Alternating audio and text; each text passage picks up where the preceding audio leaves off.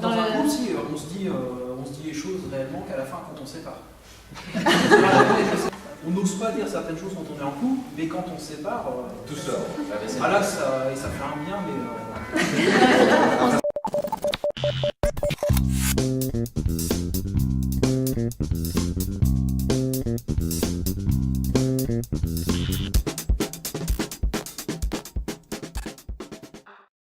Cette connaissance de soi, elle ne peut avoir lieu que par rapport aux autres. Si l'homme est tout seul sur Terre, il n'a aucun problème de savoir qui il est. Il est celui qui est. Il est seul. À partir du moment où ils étaient deux, a commencé la dissimulation. L'habit ne fait pas le moine, qui est une citation que tout le monde connaît, mais qui est incomplète, et souvent les gens ne connaissent pas la deuxième partie. La citation exacte, c'est « l'habit ne fait pas le moine, mais il permet de rentrer dans le monastère ». Depuis quelque temps, on a un jeu sur les réseaux sociaux où Olivier se met un headband sur la tête. Voilà. Non, c'est comme M avec son grand M sur la tête. Enfin voilà, moi ça me fait penser à ça, de se dire il y a un headband, il y a quelqu'un qui a un personnage qui se met en place. Oui, je regarde les gens qu'est-ce qu'ils font? Ils me regardent. Alors il y a des clairement qui ont l'air admiratifs. Tiens. Je suis passé une fois devant Briseux, en passant ils se sont mis à chanter. Je suis passé, ils se sont mis à chanter. Les gens malades, ça ne se voit pas sur leur tête. Et Dieu seul sait que ces gens-là ne peuvent pas être eux-mêmes. Pourquoi ils ne peuvent pas être eux-mêmes? Parce qu'on va les regarder différemment, parce qu'on va dire ah bon ceci, les gens qui ont le cancer qui ne se voient pas, ça fait fuir, ça fait... Je vais prendre un exemple. Je travaille à la protection de l'enfant, j'ai dit tout à l'heure, je suis conseiller municipal. Si je me pointe dans les familles en costard, on va aller comme ça. Et il y a certains endroits, pas tous, mais si je me pointe habillé en éducateur, j'ai une basket, certains vont aller comme ça. Alors, du coup, je m'adapte et ma voiture devient un dressing, des cintres partout. Voilà. Faut qu'on en parle. Je me suis aperçue à 55 ans, j'en ai 58 aujourd'hui, que j'ai vécu 55 ans en ne sachant pas qui j'étais.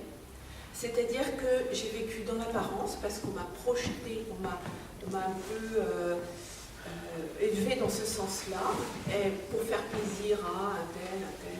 À force de se prendre c'est plus des claques, c'est vraiment des coups de poing, on se dit tiens, il y a peut-être quelque chose qui cloche. En fait, c'est ce qu'on appelle le faux self.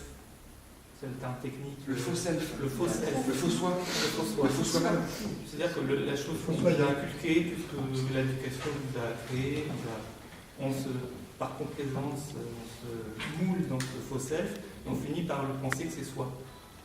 Et pour moi, être soi avec les autres, c'est du moment où on est sincère avec nous-mêmes, on s'accepte vraiment en étant imparfait, et c'est vraiment pas facile. Je sais que je dirais plus facilement à une femme qui est seule qu'elle est belle, plutôt que si son mari est à côté.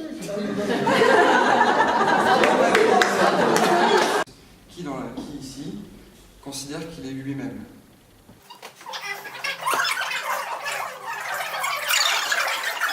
Être soi, c'est impossible, mais c'est pas grave.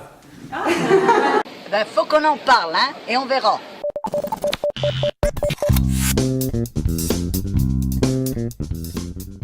Super, c'est le premier faut qu'on en parle auquel je participe et vraiment très très sympa. Bonne expérience. Soi, c'est personnellement, c'est se connaître ses qualités, ses défauts, ses failles, ses faiblesses, ses atouts. Et c'est surtout être soi, c'est surtout être honnête et sincère avec soi-même et avec les autres. Je trouve ça très sympa. C'est un mélange de personnes, de personnalités, d'avis. Et puis c'est l'occasion de se connaître entre habitants de cette ville, du secteur. Ouais, je trouve ça très bien. Et puis le sujet m'intéresse.